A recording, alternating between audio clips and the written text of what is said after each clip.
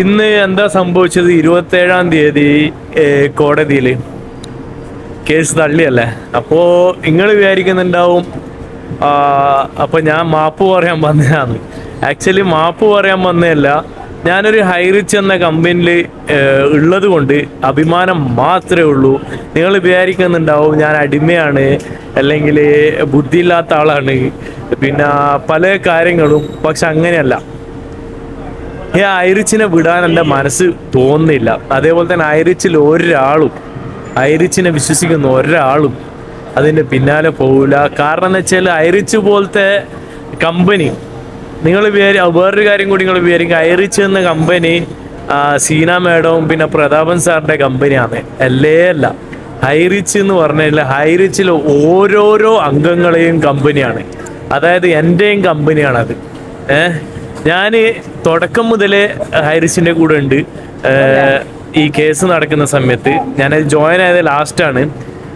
പക്ഷെ എൻ്റെ ഒരു മനസ്സിന്ന് വിചാരിക്കുന്നത് ഞാൻ എന്തുകൊണ്ട് ഇത്ര ലേറ്റായി ഈ കമ്പനി ഇതേപോലത്തെ കമ്പനിയിൽ ജോയിൻ ആയെന്നില്ലാണ്. പിന്നെ നിങ്ങളെ മനസ്സിൽ ഓടുന്നുണ്ടാവും ഇനി ആൾക്കാരെ പറ്റിക്കണ്ടിട്ട്, ആൾക്കാരെ കൊടുക്കണ്ടിട്ട്.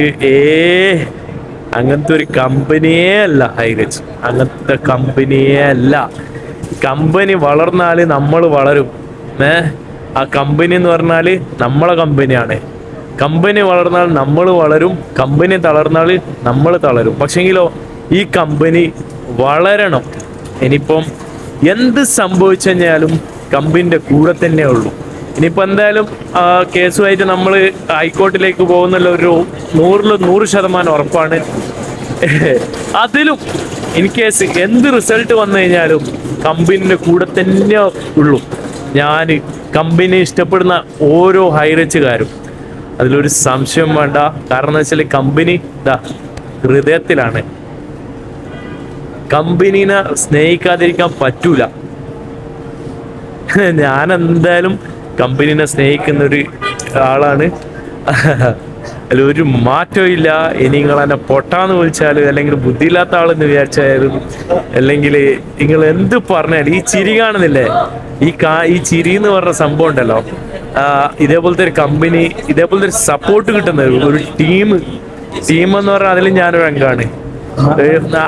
എന്തായാലും ഇതിലുള്ള ഓരോ ഹൈറിച്ചൻസിനോട് ഒരു കാര്യം പറയാണ്, നിങ്ങൾ ഒന്നുകൊണ്ട് പേടിക്കണ്ട ഹൈറിച്ചിൽ ജോയിൻ ആയതിൽ. കാരണം എന്താ അറിയാം, Highrich is A fantastic company. നല്ലൊരു കമ്പനിയാണ്.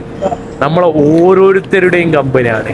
നമുക്ക് കുറച്ച് പ്രതിസന്ധികൾ ഉണ്ടാകാം, പക്ഷെ അതൊക്കെ നമ്മൾ മറികടന്ന് വരുന്നുള്ള 101%, 1% കൂട്ടിയതാണ്, തിരിച്ചു വരുന്നുള്ളൊരു ഉറപ്പാണ്.